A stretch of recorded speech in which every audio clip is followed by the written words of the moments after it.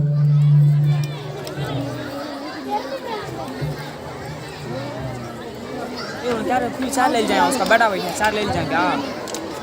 பள்ளி ஆண்டு விழாவுக்கு வருகை தந்திருக்கும் பெற்றோர்கள் மற்றும் என் போன்ற ஆசிரியர்கள், மிக முக்கியமாக இந்த கல்வியின் தாளாளர் திரு சையத் நசீர் அவர்கள் மற்றும் ஊராட்சி மன்ற துணைத் தலைவர் திரு ஷகிலா ஷாஜஹான் அவர்கள் மற்றும் ஊராட்சி மன்ற தலைவர் சுரேஷ், முரளி மற்றும் விசு ஏனைய அனைவர்களையும் வருகை என்று வரவேற்கிறேன்.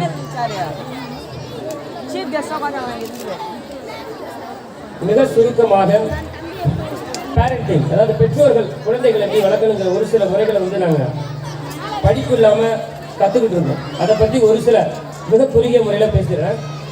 குழந்தைகள் எப்படியோ நீங்கள் பெற்றோர்கள் கவனமாக கேட்டால் அது ரொம்ப நல்லாயிருக்கும். எப்படி ஆரம்பிக்கிறேன்னா, அப்துல் கலாமோட ஒரு ஃபேமஸ் ஸ்போர்ட்ஸ்லேருந்து ஆரம்பிக்கிறேன். Where there is a righteousness in the heart, there is a beauty in the character. When there is a beauty in the character, there is harmony in the home. When there is a harmony in the home, there is order in the nation. When there is order in the nation, there is a peace in the world.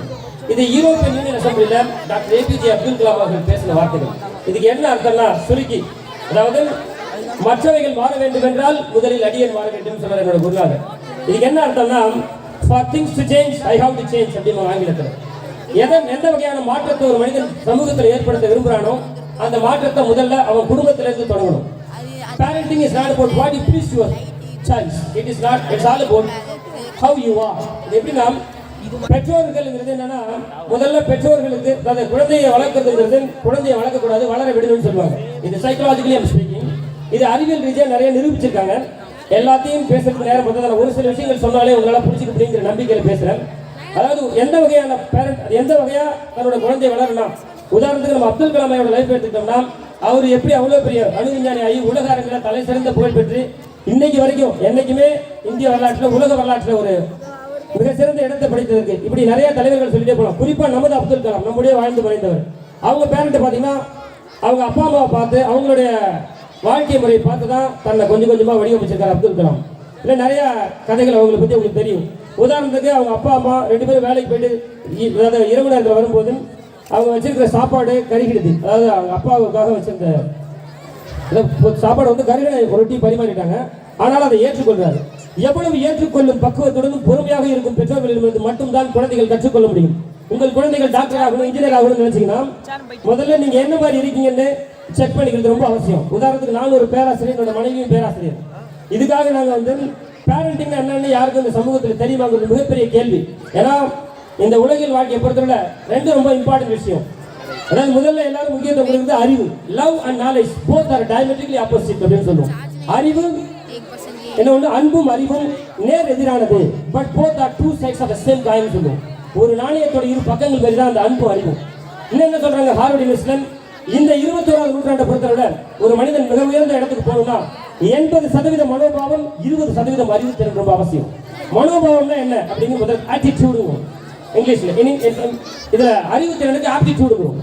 இதை ரொம்ப தெளிவா புரிஞ்சுக்கிட்டீங்கன்னா ஒரு சில இதை நான் செஞ்சு காட்டுறாங்க. என்ன பண்றேன்னு பாத்துங்க. 80% மனோபாவம், 20% அறிவு திறன். இந்த வளர்ச்சி அடைந்த குழந்தைகள் நாளைக்கு ஆசிரியரா, இன்ஜினியரா, டாக்டரா போனாதான் அந்த அப்துல் கலாம் சொன்ன where there is a righteousness in the heart. அப்ப ஒரு மனுஷன் என்ன மாற்றத்தை விதைக்க விரும்புறானோ இந்த சமூகத்துல அதை அவன்கிட்ட தொடங்கணும்.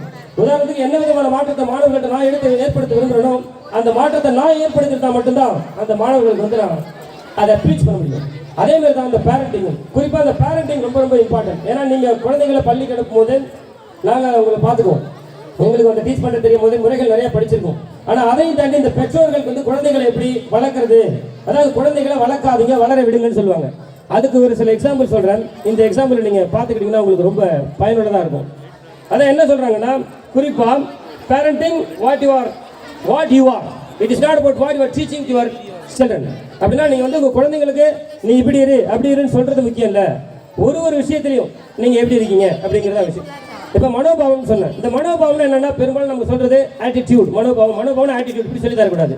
மனோபாவம்ங்கிறத ஒரு 5 விதமா சொல்லலாம். Loving, caring, humble, patience, self confidence. அன்பா, அக்கறையா, பொறுமையா, பணிவா, தன்னம்பிக்கையோட இப்படி இருக்கிற ஒரு விஷயத்தை செய்யும் போது இந்த மாதிரி இப்போ நான் அப்படி இருந்தாதான் என்னுடைய மகன் இந்த பள்ளியில் தான் படிக்கிறான். அதனால இது ஒரு மிகப்பெரிய வாய்ப்பு. ஒரு பெற்றோர் ஒரு சீஃப் கெஸ்டாக கூப்பிட்டுருக்காங்கன்னா இது ஒரு மிகப்பெரிய ஒரு வாய்ப்புன்னு தான் கருதுறேன். ஏன்னா அவங்க வந்து எல்லாரையும் ஒரே மாதிரி பாவிக்கிறாங்க. இதுமாரி என்னோட நண்பருக்கும் ஒரு சமயத்தில் இந்த பள்ளியில் டியூஷன் எடுக்கிறதுக்கு அனுமதி கொடுத்தாங்க. வந்து அவங்கள யார் அணுகுனாலும் இவ்வளோ ஒரு பரந்த மனப்பான்மையோட உள்ள மனிதர் வந்து இந்த செஞ்சுரியில் உங்களே ரொம்ப சல்யூட் பண்ண உங்களுக்கு. நீங்கள் பண்ணுற பல்வேறு சமூக சேவைகள் மற்றும் இந்த மாதிரி சின்ன குழந்தைகளுக்காக பண்ணுறது இது மென்மேலும் வளரணும். அது உயர்நிலைப்பள்ளி, மேல்நிலைப்பள்ளி, பல்கலைக்கழகம் அந்த மாதிரி இந்த கலைமுகள் நிச்சயமாக உயர்ந்து நினைக்கிறேன். ஏன்னா எஸ்ஆர்எம் யூனிவர்சிட்டி ஒரு காலத்தில் இந்த மாதிரி பிரைமரி நர்சரியாக ஆரம்பிச்சது தான் இன்னைக்கு எவ்வளோ பெரிய பல்கலைக்கழகமாக வளர்ந்துருக்கு. அதனால் ஐயாவோட நோக்கம் மிக உயர்ந்த நோக்கம். நம்மை போன்றவர்கள் இவங்களை ஊக்கப்படுத்தினோம்னா நிச்சயமாக இது ஒரு மிகப்பெரிய கல்வி நிறுவனமாக மாறும். ஒரு சில விஷயங்கள் சொல்கிறேன்னு சொல்லியிருந்தேன். அதான் அந்த பேரண்டிங்காக அதை சொல்கிறதுக்கு முன்னாடி ஒரு தகவல் சொல்கிறேன், கவனமாக கேட்டுங்க. 97% 97 students first finish the graduation then think about the destination. இந்தியாவில் 97% மாணவர்கள் படித்து முடித்த பிறகு தான் என்ன வேலைக்கு போகிறதுன்னு யோசிக்கிறாங்க. இன்றைய நிலை இது. இன்னும் பார்த்தீங்கன்னா 94% adults are wrong or in the wrong career or underemployed. 94% adult, அதாவது டீனேஜ் பசங்க தவறான வேலையில் இருக்காங்க. அடுத்து 92% ஸ்டூடெண்ட்ஸ், ஸ்கூல் ஸ்டூடெண்ட்ஸ். இது வந்து இங்கே இல்லை, இதுக்கு அப்புறம் போகிறவங்க. ஏன் அங்கே பேசுகிறதுன்னு சொல்லிடுறேன். அதாவது உயர்நிலை மேல்நிலை பள்ளியில் படிக்கிற மாணவர்கள் 92% என்ன சொல்கிறாங்கன்னா, என்னப்பா ஏதாவது வாழ்க்கையில் என்ன குறிக்கோள், லெட்ஸ் சி வாட் ஹேப்பன்ஸ், பார்த்துக்கலாம் என்னப்பா, ஃபாலோயிங் த க்ரௌட், என் வீட்டு பிள்ளைங்க கச்சேரிக்கு போகுதுன்னு சொல்கிறாங்களே அந்த மாதிரி 92% மாணவர்கள் இருக்காங்க. இன்னும் பிரமிப்பாக இருக்குது, 64% school students and 88% of college students are busy doing everything except their studies. 64% பள்ளி மாணவர்கள், 88% கல்லூரி மாணவர்கள் படிக்கிற தவிர மற்ற எல்லா விஷயத்திலையும் பிஸியாக இருக்காங்க. இதுக்காக தான் நான் சொல்கிறேன். Love and knowledge both are diametrical opposite. அப்போ பேரண்டிங்கில் எது முக்கியம்னா, எவ்வளோக்கு எவ்வளோ உங்கள் குழந்தைங்களை நீங்கள் அன்பாக வச்சுக்கிறீங்களோ அந்த அளவுக்கு உங்கள் குழந்தைங்களோட அறிவாற்றல், மனோபாவம், அறிவுத்திறன் ரொம்ப சிறப்பாக இருக்கும். நீங்கள் படின்னு சொல்கிறத விட, உதாரணத்துக்கு நீங்கள் டிவி பார்த்துட்டு இருக்கீங்கன்னா குழந்தைய படி ஹோம்ஒர்க் பண்ணுன்னு சொன்னால் குழந்தைகளை பண்ண முடியாது. நீங்கள் டிவி ஓடிட்டே இருக்கும்போது அந்த இடத்த விட்டு வேறு இடத்துக்கு நகர்ந்து ஒரு நியூஸ் பேப்பர் படிக்கிற மாதிரி படிக்கவே தெரியலனாலும் புக் எடுத்து பரட்டும் போது தான் அந்த குழந்தைக்கு அப்பா படிக்கிற ஏதோ செய்கிறான்னு சொல்லி அதை பார்த்து படிக்க வரும். அப்புறம் நீங்கள் டிவி ஆஃப் பண்ணிடலாம். இந்த மாதிரி ஒரு விஷயத்துக்கும் குழந்தைக்கு வந்து பெற்றோர்கள் வந்து முன்னுதாரணமாக இருந்தால் மட்டும்தான் நம்ம ஒரு அப்துல் கலாமா, மிகச்சிறந்த இன்ஜினியர், டாக்டர், இப்படியே நம்ம வரலாற்று பட்டங்களை புரட்டும் போது ஒவ்வொரு தலைவர்களாக அந்த மாதிரி மாறணும்னு எதிர்பார்த்தீங்கன்னா அவங்களோட அப்பா அம்மா பற்றி முதல்ல தெரிஞ்சுக்கணும். உதாரணத்துக்கு என்னோட அப்பா பார்த்தீங்கன்னா ஒரு கிராமத்துலேருந்து வந்தேன். இன்னைக்கு ஒரு பேராசிரியராக சென்னை பல்கலைக்கழகம், அண்ணா பல்கலைக்கழகம் தான் எம்எஸ்சி பிஹெச்டிலாம் முடித்தேன். ஏதோ ஒரு கிராமப்புறத்துலேருந்து வந்து படிக்க முடிச்சு இந்த மாதிரி ஒரு நிலைக்கு போக முடிஞ்சதுன்னா அதற்கு காரணம் வந்து முழுக்க என்னோட பெற்றோர்கள் தான். ஸோ அவங்கள்ட்ட இந்த ஒவ்வொரு குழந்தையும் பின்னாடி சொல்லும்போது, அப்போ இன்னொன்று நான் கல்லூரியில் வேலை பார்க்குறது ஒரு துணை பேராசிரியர் மற்றும் ஸ்டூடெண்ட்ஸ் லைஃப் கோச். மாணவர்களுக்கு வாழ்க்கையில் என்னன்னு சொல்லிக் கொடுக்குறதுக்கு ஒரு கோச் இந்த காலத்தில் ரொம்ப அவசியமாக போயிடுச்சு இந்த 21ஆம் நூற்றாண்டில். அதனால தான் 21ஆம் நூற்றாண்டில் இவ்வளோ அறிவியல் வளர்ந்தோம். ஒரு பெண்களுக்கு எதிரான பிரச்சனை, இவ்வளோ ஆண்களுக்கு எதிரான பிரச்சனை, இந்த சமூக சீர்கேடுகள் அதிகமாக இருக்குது. அந்த காலத்தில் பார்த்தீங்கன்னா அறிவு அந்த அளவுக்கு வளரல, ஆனால் மனோபாவத்தோடு நல்லா வாழ்ந்தாங்க, ரொம்ப சிறப்பாக வாழ்ந்தாங்க. 102, 103, 110 வயசு வரைக்கும் வாழ்ந்தாங்க. ஆனால் இன்னைக்கு அறிவு வளர்ந்துட்டு ஆனால் மனோபாவமே இல்லை, சுத்தமாக ஆட்டிடியூடே இல்லை. இந்த ஆட்டிடியூடுங்கிறது என்னென்னா ஒரே வார்த்தையில் சொல்லுன்னா அன்பு. அப்போ பெற்றோர்கள் என்ன செய்ய முடியும்னா, அறிவை புகட்டுவதற்கு ஆசான்கள் ஆசிரியர்களாக நாங்கள் இருக்கிறோம். நீங்கள் என்ன செய்யணும்னா அன்பை புகட்டி உங்கள் குழந்தையை வளர்க்கணும். உதாரணத்துக்கு அந்த குழந்தைகள் விளையாடும் போது நீங்கள் எப்படி விளையாடுறீங்க, அந்த குழந்தைகிட்ட பேசும்போது இப்போ நீங்கள் ஒரு சில பேர் கவனிச்சிருப்பீங்க, பிரைஸ் கொடுக்கும்போது மண்டி போட்டு கொடுத்தேன். ஏன்னா அவங்களுடைய நரம்பு மண்டலத்தில் என்ன பதிவாகும்னா, நீங்கள் குழந்தைகிட்ட பேசும்போது இந்த மாதிரி நின்று பேசுனீங்கன்னா, அதாவது என்ன சொல்லுன்னா, நீங்கள் கை நீட்டி நீங்கள் மேலே நிற்கிறீங்க, உங்கள் குழந்தை கீழே நிற்கிது, அந்த மாதிரி பேசுனீங்கன்னா அதிகாரத்துவத்தில் இருக்கீங்க. அப்போ அந்த குழந்தைக்கு தாழ்வு மனப்பான்மை வரும். சாப்பிடும்போது அப்போ என்ன பண்ணணும், முழுக்க நீங்கள் அதாவது மண்டி போட்டு தான் அந்த குழந்தைக்கு பேசணும். ஒரு குழந்தை சேரில் விளையாடுதுன்னா இப்படி தூக்கி தலைகீழ கவுத்தில் போய் சேரை போய் நேராக போடக்கூடாது. அப்போ என்ன பண்ணால் குழந்தைய வளர்க்கக்கூடாது, வளர விடணும். படின்னு சொல்லாமல் நிறைய விஷயங்கள்ல ஒரு குழந்தை மார்க் குறைஞ்சிச்சுன்னா என்ன செய்யணும்னா சாண்ட்விச் மெத்தட்னு சொல்லுவாங்க. அந்த குழந்தை மதிப்பெண் குறைஞ்சிச்சுன்னா சில சமயத்தில் அந்த குழந்தை நல்லா டான்ஸ் ஆடும், நல்லா பாட்டு பாடும், நல்லா ஓவியம் வரையும், எத்தனையோ ஆற்றல்களை வச்சிருக்கும். ஏன்னா ஒரு குழந்தைங்கிறது, ஒரு குழந்தைக்கு ஒரு பாடல் கூட வரும், ஒரு பழைய பாடல், கொடுத்ததெல்லாம் கொடுத்தான், யாருக்காக கொடுத்தான், ஒருத்தருக்காக கொடுத்தான், ஊருக்காக கொடுத்தான்னு. அதுக்கு என்ன அர்த்தம்னா, ஒவ்வொரு குழந்தையும் மண்ணில் பிறக்கும் போது கோடிக்கணக்கான லட்சக்கணக்கான ஆக்கப்பூர்வ திறமையோடு தான் பிறக்குது. ஆனால் அந்த குழந்தை இந்த பிரச்சனை எங்கே ஆரம்பிக்குதுன்னா அந்த பேரண்டிங். அதனால தான் நிறைய பழைய பாடல்களில் நம்ம பார்த்துருப்போம், ஒரு குழந்தை அன்னை வளர்ப்பில்லைன்னு சொல்லுவாங்க. அந்த குழந்தை எந்த அளவுக்கு வளர போகுதுன்னு. அன்புக்கு தாயும் அறிவுக்கு அப்பாவையும் சொல்லுவாங்க. அதாவது அதுதான் ஆட்டிடியூட் ஆப்டிடியூட். அப்போ ரூட்டு தான் குழந்தையோட ரூட்டு தான் ரொம்ப முக்கியம். அதனால தான் எனக்கு இந்த பேரண்ட் மீட்டிங்லாம் ஒரு சில சமயத்தில் இந்த உண்மை தெரியாதப்ப நம்பிக்கை இல்லை. எதுக்காக டீச்சர்ஸ் பேரண்ட்ஸ் கூப்பிட்றாங்கன்னு சொல்லி ஒரு ஆசிரியராக இருந்து நான் அலட்சியமாக இருந்தேன். ஆனால் நிறையா இந்த கவுன்சிலிங் சைக்காலஜி, இந்த சைக்காலஜி ஸ்டூடெண்ட்ஸ் பிரச்சனை எல்லாம் பார்த்து ஃபேஸ் பண்ணி இப்போதான் தெரியுது பேரண்ட்ஸ் எந்த அளவுக்கு ரொம்ப முக்கியமான ரோல் ப்ளே பண்ணுறாங்க ஒரு ஸ்டூடெண்டோட லைஃப்லேங்கிறது. அதனால நீங்கள் என்ன ஆகணும்னு நினைச்சீங்கன்னா உங்கள் குழந்தை எந்த அளவுக்கு உங்கள் குழந்தைங்களோட டைம் ஸ்பெண்ட் பண்ணுறீங்க. இப்போ நான் சவிதா யூனிவர்சிட்டி இந்த மாதிரி நிறைய பல்கலைக்கழகத்தில் போய் பேசும்போது பேராசிரியர்களே என்ன கேட்பாங்க, எப்படி பையன் மொபைல் யூஸ் பண்ணுறது ஸ்டாப் பண்ணுது, அவனோட டைம் ஸ்பெண்ட் பண்ணணும், மொபைல் யூஸ் பண்ண அலோவ் பண்ணணும், அட் த சேம் டைம் நீங்கள் வந்து அவனோட விளையாடணும், கூட சேர்ந்து விளையாடணும். அப்போனா அந்த மாதிரிலாம் பண்ணால் மட்டும்தான் உங்கள் குழந்தைங்க வந்து எதிர்காலத்தில் நீங்கள் நினைக்கிறதோட மிகச்சிறந்த உயரத்துக்கு வருவாங்க. நீங்கள் நேரம் செலுத்த தயார் இல்லை, உங்கள் குழந்தைகள் மார்க் குறைஞ்சிட்டா அது நீங்கள் என்ன செய்யணும்னா உங்கள் பையன், அதாவது நீங்கள் என்ன சொல்லணும்னா சாண்ட்விச் மெத்தட்னு சொன்ன மாதிரி அவங்களுக்கு எந்த துறையில் ரொம்ப ஆர்வமாக இருக்கோ அதுக்கு டியூஷன் வச்சு அதை என்கரேஜ் பண்ணிவிட்டு அதுக்கப்புறம் நீங்கள் அந்த குழந்தைகிட்ட உட்காந்து பேசணும். இந்தமாரி பண்ணு செல்லும் அப்படின்னு சொன்னீங்கன்னா பாடு ரொம்ப அழகாக பாடுற சொல்லுவோம். ஏன் இப்படி சூப்பராக பாடுறீங்கன்னா எனக்கு அதில் ரொம்ப ஆர்வம்ப்பா அப்படின்னு சொல்லும் மகனும். அப்போ என்ன பண்ணணும், அதேமாரி இதையும் நீ படிக்கலாமே, உனக்கு இவ்வளோ திறமை இருக்கேன்னு சொல்லி கொஞ்சம் கொஞ்சமாக தான் கொண்டு வரணும். அதிகாரத்துவத்தில் நம்ம கொண்டு வந்தோம்னா இந்த குழந்தைக்கு ஆட்டிடியூட் இருக்காது. இதுதான் இந்த 21ஆம் நூற்றாண்டோட பிரச்சனை. குழந்தைங்க வளர்ந்துட்டாங்க, அறிவு ரொம்ப இருக்கு, அறிவை பெருக்கிட்டாங்க, அதாவது மண்டை வீங்கிடுச்சுன்னு சொல்லுவாங்க. Aptitude is amazing but attitude is 0. இந்த ஆட்டிடியூடுங்கிற ஆங்கில வார்த்தை கூட ஏவுக்கு 1 டிக்கு 26 எழுதி பார்த்தீங்கன்னா 100ன்னு வரும். அதாவது மனோபாவம்னா மனதினுடைய பாவங்கள், எக்ஸ்பிரஷன்ஸ் ஆஃப் த மைண்ட்னு சொல்லுவாங்க ஆங்கிலத்தில். அப்போ அன்பா, அக்கறையா, பணிவா, பொறுமையா, தன்னம்பிக்கையோட குழந்தைகள் வளரணும்னா அதாவது பெற்றோராகிய நாம வந்து முதல்ல ஒரு பெற்றோராக இருக்கிறதுங்கிறது அப்படிங்கிறத கற்றுக்க வேண்டிய அவசியத்துக்கு உள்ளாகணும். இதான் உண்மை.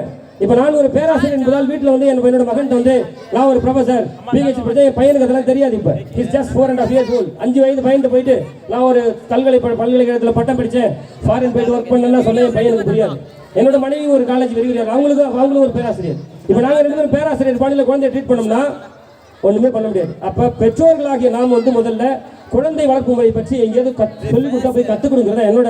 அதனால தான் நான் என் மனைவி 2 முறை வந்து இந்த பயிற்சிக்கெல்லாம் போயிருக்கோம். இப்போ எங்கள் பையனை பார்த்தீங்கன்னா மேக்ஸிமம் நாங்கள் நல்லா அவங்களோட டைம் ஸ்பெண்ட் பண்ணுறது, வெளியில் போக வைக்கிறது, விளையாடுறது. 2 நாள் லீவ் எனக்கு அதாவது எனக்கு 2 நாள் லீவ்னா 2 நாள் இருப்போம், 1 நாள் லீவ்னா 1 நாள் அவனுடைய ஸ்பெண்ட் பண்ணுவோம். ஸோ அப்போ தயாராக இருக்கும்போது மட்டும்தான் என்னோட மகனை வந்து ஒரு ஒழுக்கமான ஒரு நல்ல இந்த இந்தியாவுக்கு இந்த உலகத்துக்கு ஒரு கிடைச்ச ஒரு பரிசா என் பையனை கொடுத்துட்டு போக முடியும். இதுக்கு ஒரு சின்ன கதை என்ன சொல்லலாம்னா, ஒரு சமயம் ஒரு ப்ரொஃபசர் காலேஜ் கிளாஸ் உள்ள போறாரு, பசங்க கத்திக்கிட்டே இருக்காங்க. ஒரு உலக வரைபடத்தை எடுத்து கிழிச்சிட்டு அந்த திருப்பி கொடுத்து ஒரு 10 பீஸா கிழிச்சிட்டு ஸ்டூடெண்ட்ஸ் கொடுத்து எல்லாத்தையும் ஜாயின் பண்ணுங்கன்னு சொல்றாரு. அதாவது உலக வரைபடம்னா ஒரு ஜெராக்ஸ் ஒரு நகல் எடுத்து கொடுக்குறாரு, எல்லாத்தையும் ஜாயின் பண்ண சொல்றாரு. மாணவர்கள் ஜாயின் பண்ண ரொம்ப கஷ்டப்பட்டுருக்காங்க. அப்புறம் எடுத்து பார்த்தா ரொம்ப கஷ்டப்பட்டு இருந்தாங்க. அப்புறம் ஒரு பையன் கண்டுபிடிக்கிறான், பின்னாடி வந்து ஒரு மனிதனோட ஒரு கால் ஏதோ இருக்குது. அப்போ அந்த மனுஷன் அந்த பிச்சு போன பார்ட்ஸ் எல்லாம் கனெக்ட் பண்ணும்போது ஒரு மனிதனுடைய உருவம் வருது. அப்போ ஒரு மனிதனோட உருவங்கள் பீஸா இருந்தது எல்லாத்தையும் கனெக்ட் பண்ணணும். பின்னாடி திருப்பி பார்த்தா உலகம் சரியாயிடுச்சு. அப்போ அந்த உலகம் சரியாகணும்னா இந்த அப்துல் கலாம் கோட்ஸ் தான், வேர் there is a beauty in the character. பியூட்டினா அந்த மனோபாவம், அன்பு, அக்கறை, பணிவு, பொறுமை, தன்னம்பிக்கை. ஒரு சில பேருக்கு தெரியும், கேட்பீங்க என்ன திருப்பி இதே சொல்றாருன்னு. ஏன்னா இது பதிய வைக்கணும். இந்த மனம் வந்து பயங்கரமான மோசமானது. என்னதான் கேட்டாலும் மைண்ட் இஸ் நெகட்டிவ் ஃபெனாமினன் சொல்லுவோம் சைக்காலஜியில். 98% எதிர்க்கும், 2% தான் ஏற்றுக்கும். இந்த மாதிரி தான் மனம் செயல்படுது. உங்கள் குழந்தைங்க நீங்களே பாருங்கள், குழந்தைகிட்ட ஏதாவது ஒரு கேள்வி கேட்டால் மழையில் நினைஞ்சா என்ன வரும், நீங்கள் குழந்தைகிட்ட ஒரு நாளைக்கு 200லேருந்து 500 நெகட்டிவான வார்த்தைகள் போகுது. ஒரு குழந்தை வளர்ப்புலையே அங்கே போகாத விழுந்துருவேன், எங்கே போய் தள்ளி விழுந்துருவேன், இப்படி தான் பேசுறீங்க. நீங்கள் செக் பண்ணி பாருங்கள் என்ன மாதிரியான வார்த்தைகள் உங்கள் குழந்தைகிட்ட பேசுறீங்கன்னு. அப்புறம் மறந்துடாத, இதை செஞ்சிடாத. Maximum you say to your child don't சொல்லக்கூடாது. குழந்தைக்கு வந்து புரியாது. இப்போ உதாரணத்துக்கு அந்த பையனை டோன்ட் சிட் தேர் அப்படின்னு நான் சொன்னேன்னா அந்த குழந்தைக்கு ஒன்றுமே புரியாது. இப்போ என்ன சொல்லணும்னா என்ன செய்யணுமோ அதை தான் குழந்தைகிட்ட சொல்லணும். அதை விட்டுட்டு அங்கே உட்காராத, அதை படிக்காத, அதை செய்யாதன்னு கத்துனீங்கன்னா ஒன்றுமே பிரயோஜனம். அவன் என்ன பண்ணணும், மிரண்டு போயிடுவான், இல்லைன்னா ஓடிடுவான். உங்கள்கிட்ட உங்களே செக் பண்ணீங்களேன். உங்கள்கிட்ட ஒருத்தர் வந்து சொல்லும்போது அன்பா சொல்லணும்னு எதிர்பார்ப்பீங்களா, இல்லை அக்கறையா ஒரு அதிகாரத்தோட பேசுறது எதிர்பார்த்தீங்களா? ஏன்னா உங்களுக்கு வந்து அந்த நிலை மனதில் இருக்கிறதுனால அந்த விழிப்புணர்வு இல்லாதனால என்ன பண்ணுறீங்கன்னா ரொம்ப அந்த மாதிரி பேசுறீங்க. அப்போ பேசுறது என்ன ஆகும்னா அந்த குழந்தையோட தன்னம்பிக்கை, இப்போ பின்னாடி அந்த குழந்தைங்க பேசுகிற பேட் வேர்ட்ஸ், இது எல்லாத்துக்கும் ரூட் எங்கன்னா வீட்டை மட்டும் சொல்ல முடியாது, நம்ம சமூகம். குழந்தைய வெளியே தூக்கிட்டு போறீங்க, குறிப்பாக 7 வயசு வரைக்கும் ஒரு குழந்தைக்கு வந்து வழிகாட்டுதல் தேவைப்படுது. குழந்தைகளை வளர விட வேண்டும், அவர்களோட நேரம் ஸ்பெண்ட் பண்ணணும். ஏன்னா 7 வயதுக்கு அப்புறம் தான் பகுத்தறிவு. இப்போ நான் 2 வயசுல தான் ஒரு குழந்தை யோசிக்க ஆரம்பிக்குது. 4 வயசுக்கு பிறகு குழந்தை தானாவே எல்லாத்தையும் செஞ்சுக்கணும்னு ஆசைப்படும். அப்போ நீங்கள் இந்த குழந்தைய வந்து நீங்கள் வளர விடணும், பக்கத்துல இருந்து பார்த்துக்கணும். ஒரு குழந்தை பஸ் ஸ்டாண்டில் உட்காரும் போது ஒரு சில பேரண்ட் வந்து அடிச்சு கொண்டு வந்து உட்கார வச்சு அழ வச்சு கொடுமைலாம் படுத்துறாங்க. அதெல்லாம் நிறைய பார்த்துருக்கேன். இது ரொம்ப கொடுமை. என்ன பண்ணணும், அந்த குழந்தைய பக்கத்துல இருந்து விளையாட விடணும், நிற்கணும், வேற வழி கிடையாது. இல்லைன்னா குழந்தைய பெற்றுக்கூடாதுன்னாங்க அந்த ஆராய்ச்சி பண்றவங்களாம். இந்த மனோவியல் ஆராய்ச்சி பண்ணவங்க போய் பார்த்தா பிரமிப்பா இருக்கு. கவுன்சிலிங் சைக்காலஜி படிக்கும் போது சில கேஸ் ஸ்டடிஸ்லாம் எடுத்து படிச்சு பார்க்குறேன், குழந்தைகளை எப்படி பேரண்ட் வளர்க்குறாங்கன்னு.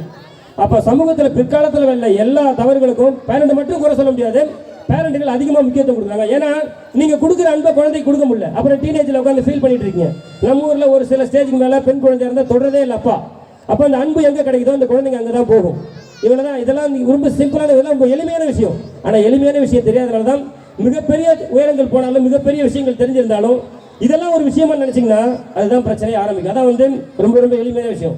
ஆண் பிள்ளையோ பெண் பிள்ளையோ நீங்கள் உட்காந்து உங்கள் குழந்தைங்களோட டைம் பண்ணணும், உட்காந்து பேசணும். நீங்கள் அவங்களுக்காக இருக்குங்கிற உறுதியை கொடுத்தாதான் உங்கள் பிள்ளை ரொம்ப சிறப்பாக வளர்ந்து இந்த உலகத்துக்கு நீங்கள் கொடுத்துட்டு போகிற ஒரு மிகப்பெரிய பரிசாக இருக்கும். இல்லைன்னா அதுக்கு ஆப்போசிட்டாக இருக்கும். அதான் ஏற்கனவே சொன்னேன், ஒரு நாளைக்கு 200லேருந்து 500 அதாவது நெகட்டிவான வார்த்தைகள், அதாவது எதிர்மறையான எண்ணங்களை தான் குழந்தைக்கு இந்த சமூகம் விதைக்குது. அதில் பேரண்ட்டுகளும் ஒரு சில சமயத்தில் நம்ம வீட்டில் பேசுகிற வார்த்தைகள் எல்லாமே அந்த குழந்தைங்க ரெக்கார்ட் ஆகும். ஆர்கியூ பண்ணுறது, சண்டை போட்டுக்கிறது, அடிச்சுக்கிறது எல்லாத்தையும் அந்த குழந்தை பார்த்துட்டே இருக்கும். நம்ம தட்டை தூக்கி போட்டோம்னா அதுவும் தட்டை தூக்கி போடுவோம். என்ன லூசுன்னு சொன்னால் அதுவும் லூசுங்கிற வார்த்தையை பயன்படுத்தும். என்னென்ன வார்த்தையை ஒரு சில வார்த்தைகள் சொல்ல விரும்பல, நமக்கே தெரியும் என்னென்ன வார்த்தைகள் நம்ம பயன்படுத்தும். ஏன்னா அவங்களுக்கு எதுவுமே தெரியாது. என்ன சொல்லுவாங்கன்னா, at the time of birth the child mind was tabula rasa. அப்படின்னா it was just like a clean slate. எதுவுமே எழுதப்படாத ஒரு வெள்ளை காகிதமாக தான் ஒரு குழந்தை ஒவ்வொரு பெற்றோருக்கும் வருது. அதுக்கப்புறம் நமக்கு அடையாளம் கொடுக்குறது எல்லாமே நம்ம தான். அதனால 7 வயசு வரைக்கும் அந்த குழந்தையை வளர்க்கும் போது சைதையாவை சொல்லுவாங்க, பேரண்ட்டுங்க வந்து படி இந்த ஹோம்ஒர்க் இந்த மாதிரி விஷயங்கள் வந்து அவங்களுக்கு ஹெல்ப் பண்ணணும். அவங்க எழுதுறதுக்கு உங்களுக்கு ஆர்வத்தை தூண்டணும், இல்லைன்னா அவங்களை விட்டுணும். பொறுமையாக திருப்பி சொல்லி என் மனைவி ரொம்ப சூப்பராக ஹேண்டில் பண்ணுவாங்க என்னோட பையன்களை. அவன் எழுத மாட்டான், நான் இருந்தால் நான் வெளியில் போவேன், அப்புறம் அவங்க உட்காந்து வச்சு எழுத ஹெல்ப் பண்ணுவாங்க. ஏன்னா இந்த விஷயத்தில் நாங்கள் வந்து இதுக்காகவே கோர்ஸ் போய் கற்றுக்கிட்டு வந்தோம். அதனால தான் இன்றைக்கி வந்து எங்கள் மகனை வந்து எங்களால் வெளியே வளர்க்க முடியுது. மெயின் வந்து உங்கள் குழந்தை வந்து சந்தோஷமாக இருக்கணும்.